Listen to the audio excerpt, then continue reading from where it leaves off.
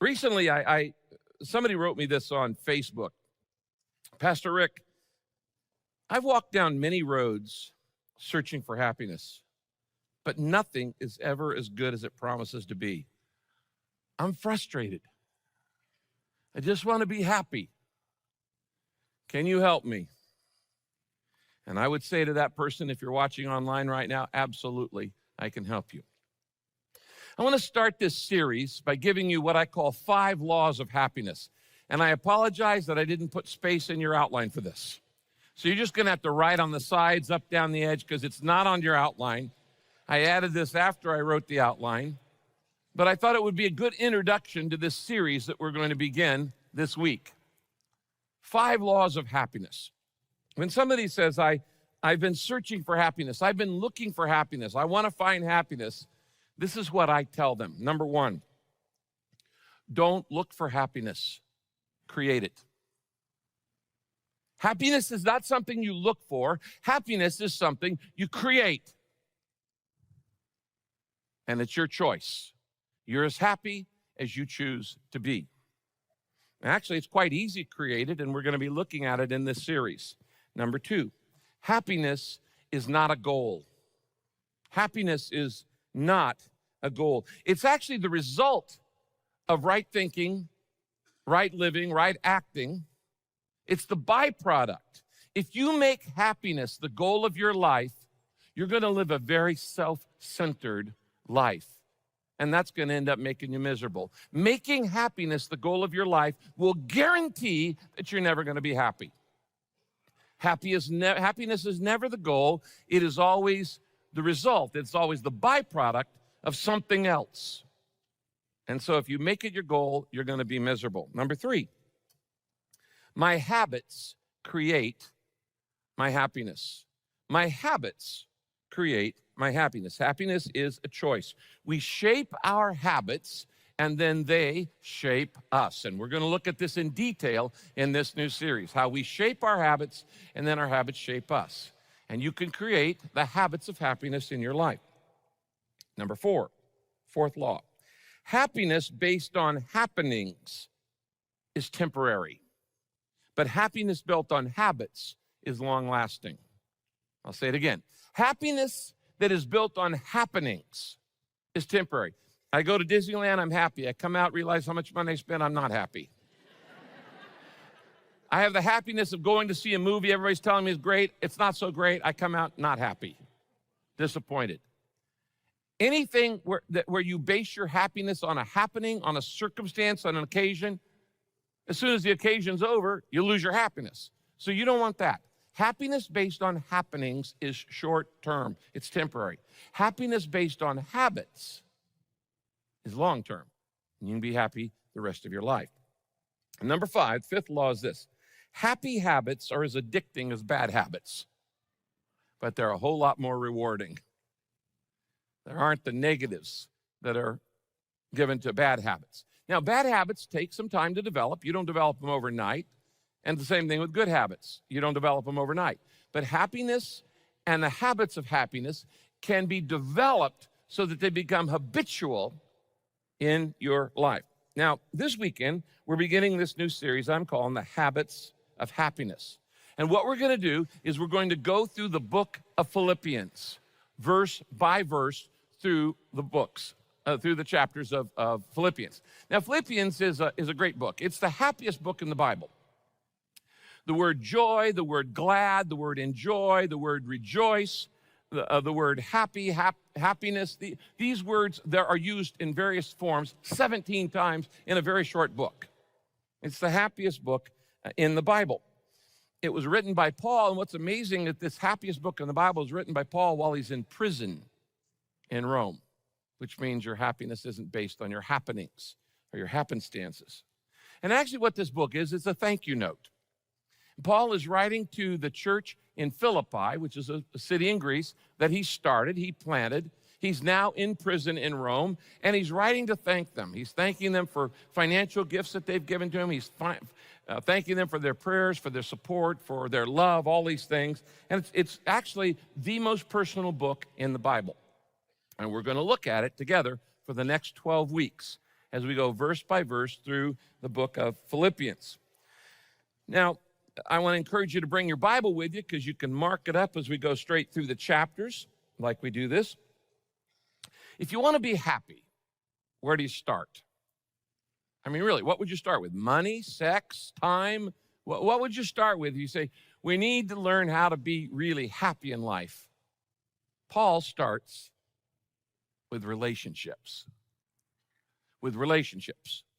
It is impossible to be happy while your relationships are unhappy. Everybody agree with that? I mean, you can meet all kinds of people. They got all kinds of money. They've got all kinds of fame. They've got every kind of pleasure you can imagine. But if they're in the middle of a divorce, they're not happy. If your relationships are unhappy, your life is going to be unhappy.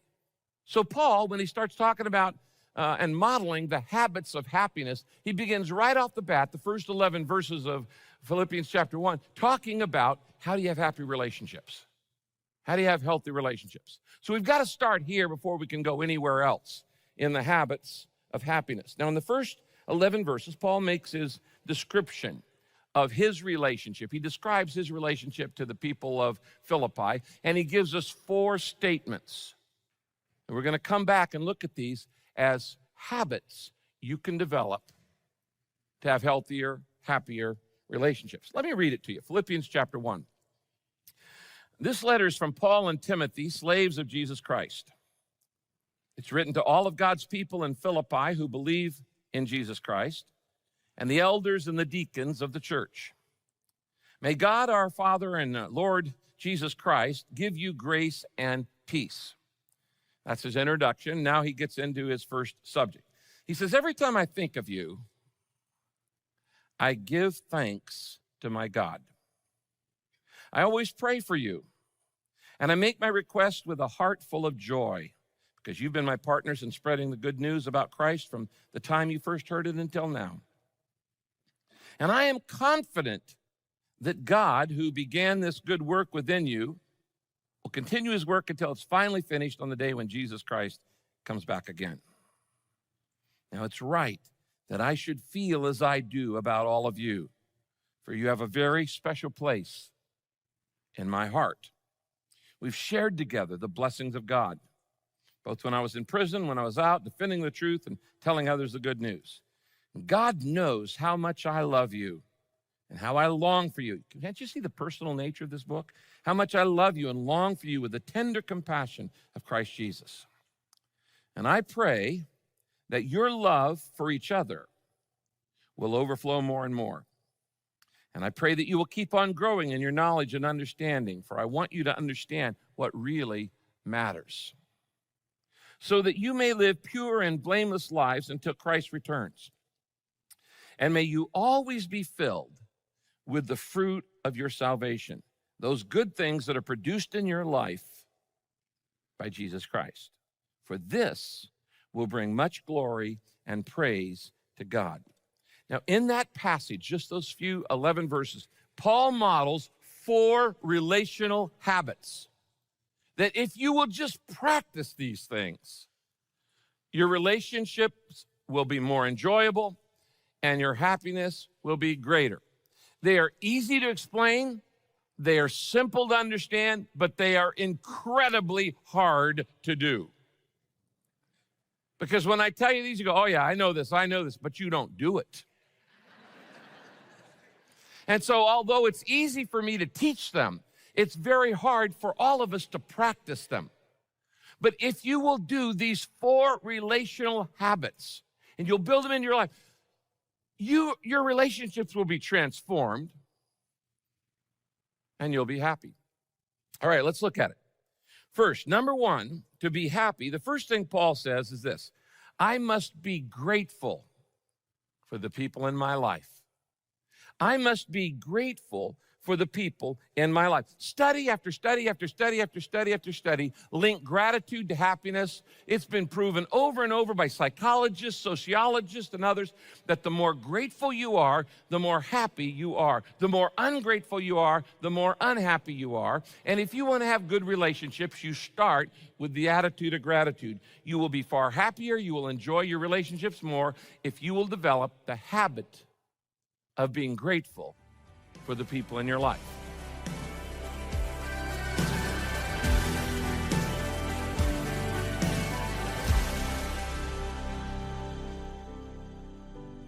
Today, I want to ask you to join with Daily Hope as we focus on fulfilling the Great Commission of Jesus Christ.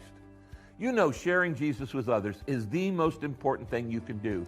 And if we join together, we can reach across the whole world with the message of Christ.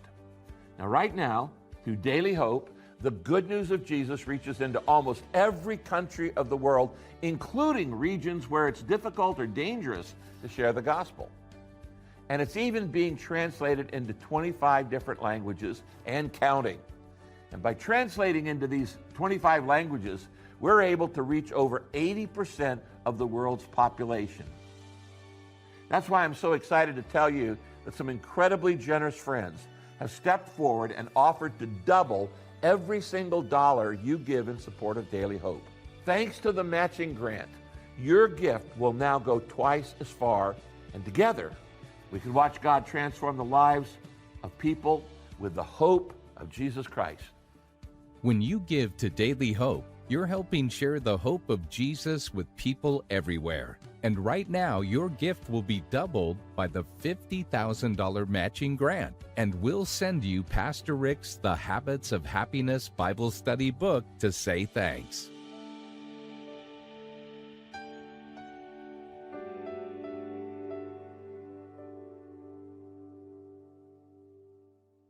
Philippians chapter 1, verse 3, Paul starts off with this very first thing. Every time I think of you, now remember, he's in Rome, they're in a city called Philippi. Every time I think of you, I give thanks. I give thanks to my God. Paul says, you know what? I remember the good things about you, and I focus on the good times we've had. Friends, that simple truth right there is the source of good relationships. And when marriages stop doing this, they crumble. When you stop remembering why you got married in the first place, what attracted you to that person, when you stop remembering the good times, when you stop being grateful for your mate, your marriage is already on a long slide into oblivion. Paul says, every time I think of you, I give thanks to God for you. Let me ask you, just be real honest.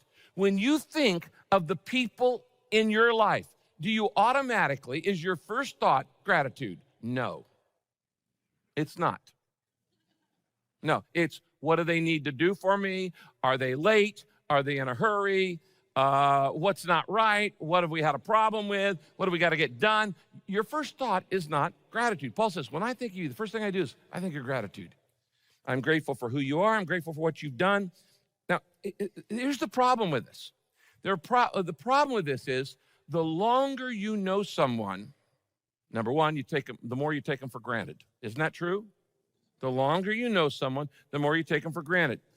The more you focus on their faults, and the easier it is to remember bad times. I don't know why it is, but it's easier to remember bad times than it is happy times.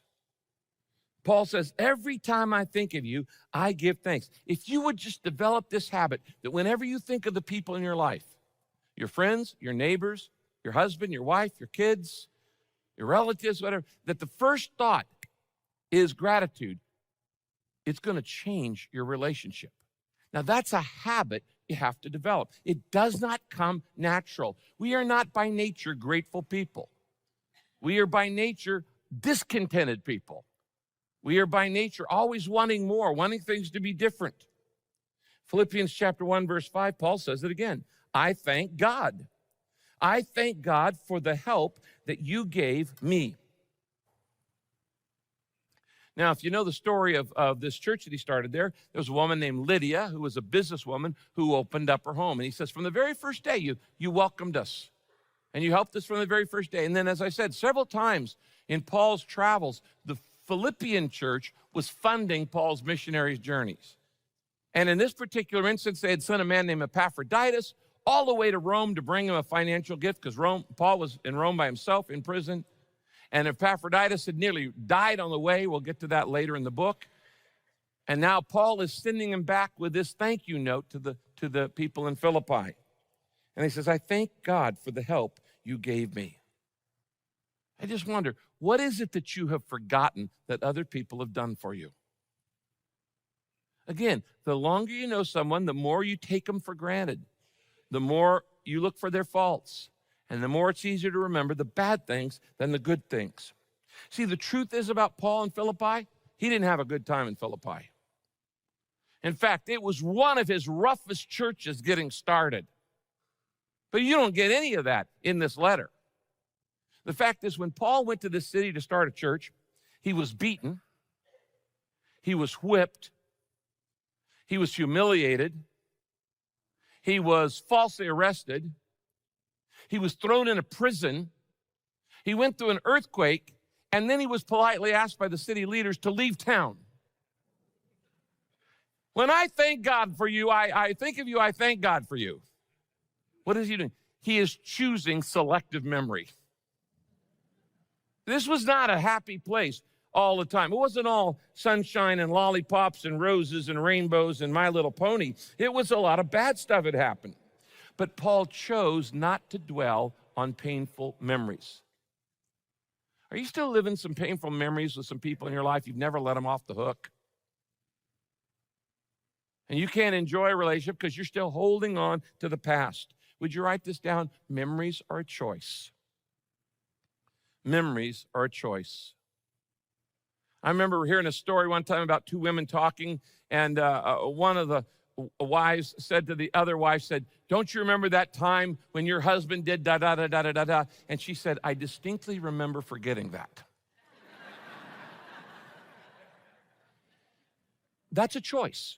Your memories are a choice. Now, if you want to hold on to your painful memories, go right ahead, but you're not going to be happy.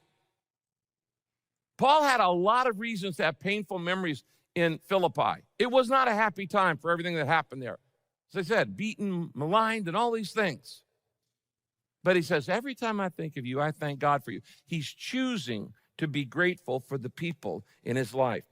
Now, in this series, I'm going to give you what I call happiness hints. And I'm going to put a little HH next to these happiness hints. And here's the first one I want to give you in the whole series. Remember the best and forget the rest. If you want to be happy, remember the best and forget the rest. Develop selective memory. By the way, September 21 is World Gratitude Day. Did you know that? It's World Gratitude Day, according to the United Nations. So here's my assignment for you this weekend. I want you to go home, make a list of the people in your life, and write down 5 or 10 things you can say, I'm really grateful for these things in their lives. It's the first habit. The attitude of gratitude will transform your relationship. If you're not grateful, you're going to have all kinds of complaining, worrying, all kinds of other things. I've got to be grateful for the people in my life. Number 2. The second habit of happiness in relational happiness is this. I need to not only be grateful for the people in my life, I need to pray with joy for the people in my life. I need to pray joyfully. I need to pray with joy for the people in my life. Now, Paul is praying, as we just read this passage, praying for these people. How would you like to have the Apostle Paul praying for you? You think that would help? The guy who wrote much of the New Testament, don't you know those Philippians thought, hey, this is pretty cool. Paul is praying for us. Doesn't it encourage you to know when somebody is praying for you? Yes, it does. It encourages you. In fact, the thing that keeps me going is your prayers. And when people say, I'm praying for you, Pastor Rick, I take that serious because it's what I move on. It is that power that I move on. Paul says in verse 4, he says this, I always pray for you. Now, that's part of it, but notice the rest of the verse. And I make my requests, when he's praying for you, he says, with a heart full of joy. Now, I want you to just a minute, think of somebody who irritates you. Don't look at them, just think of them. Okay? Maybe somebody you've got a strained relationship with, or they just kind of rub you the wrong way. I have 2 questions for you. Number 1, do you pray for them? Okay, do you pray for him, or do you just complain and grumble and nag and nitpick? If you prayed more, you'd have a lot less to grumble, complain, nag, and nitpick about. So you can decide, does nagging work? No. Does prayer work? Yes. So why do you do more of the thing that doesn't work than does? Paul says, I pray for you, and you need to pray for the people in your life. But then he says, I pray for you, making requests with a heart full of joy. When you do you pray with joy? And let me give you a little secret here. There are things in people's lives around you you'd like to change. You don't want to change yourself. You want them to change. If she would just do this, if she would just do that, if he would just do this. And we always want to change other people. You can't. You can't change anybody. You cannot change anybody. They can only change themselves, and you can only change yourself. So all of that, trying to change your change program doesn't work. But you can pray, and God can change people. You might write this down. Positive praying is more effective than positive thinking. You know, people read all these books about positive thinking. Well, okay, there's nothing wrong with that. I mean, I'm sure I'd rather have you thinking positively than negatively. But all the positive thinking in the world isn't going to change your husband or your wife or your child or your friend or your situation. Positive thinking is not enough. Positive thinking.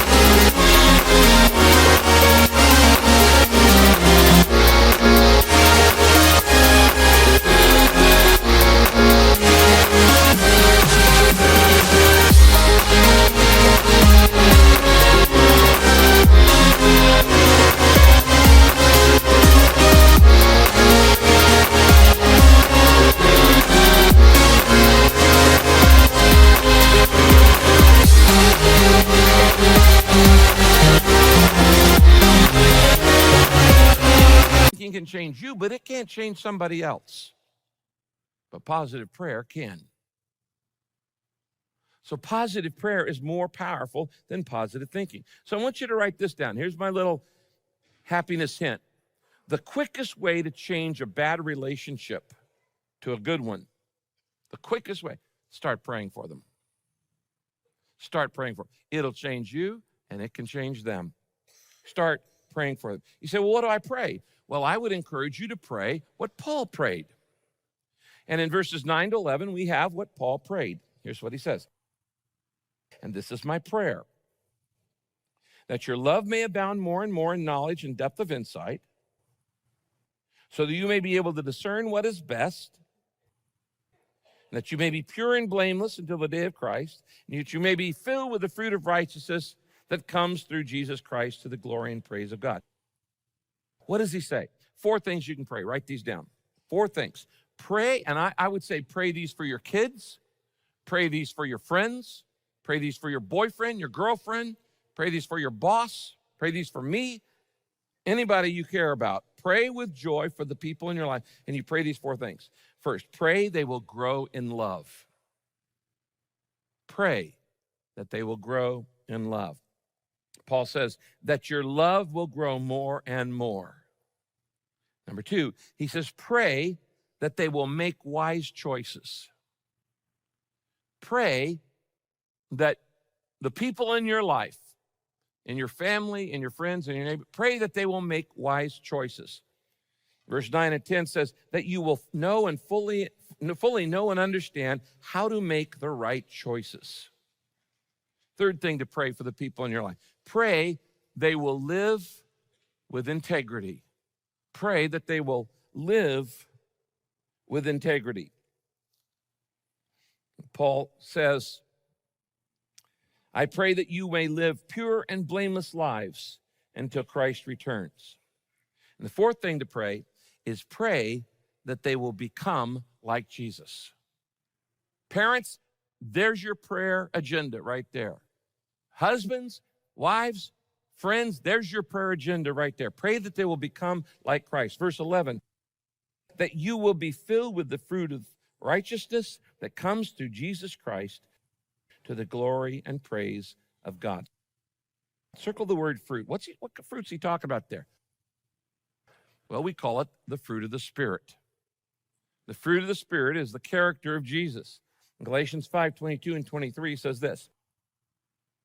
The fruit of the Spirit is love and joy and peace and patience and kindness. The fruit of the Spirit is goodness and faithfulness. The fruit of the Spirit is gentleness and self-control. What is that? It's a perfect picture of Jesus.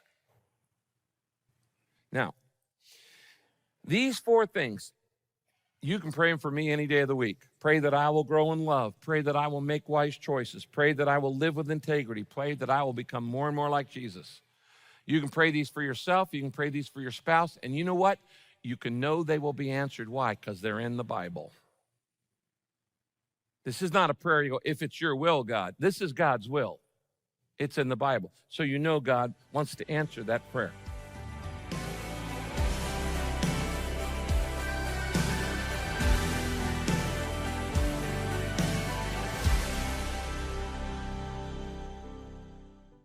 If you are enjoying learning about the habits of happiness and want to go deeper into this study with Pastor Rick, I have some great news for you. Pastor Rick's brand new Habits of Happiness Guided Experience book is available.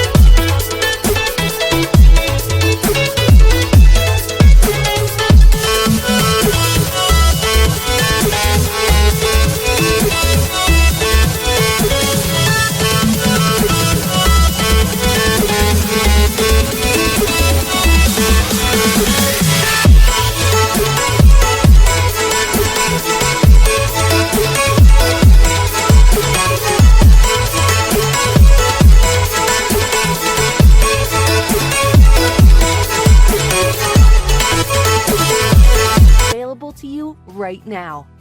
In this guided experience, you will learn the biblical habits of happiness and begin seeing things from God's perspective. This interactive, full-color, hardcover book is filled with biblical truths, practical lessons, and application exercises.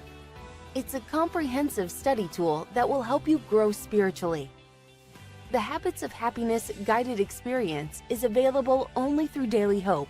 Your gift to Daily Hope helps us share the hope of Christ with people around the world. When you give a gift today, your gift will be doubled by the matching grant up to $50,000.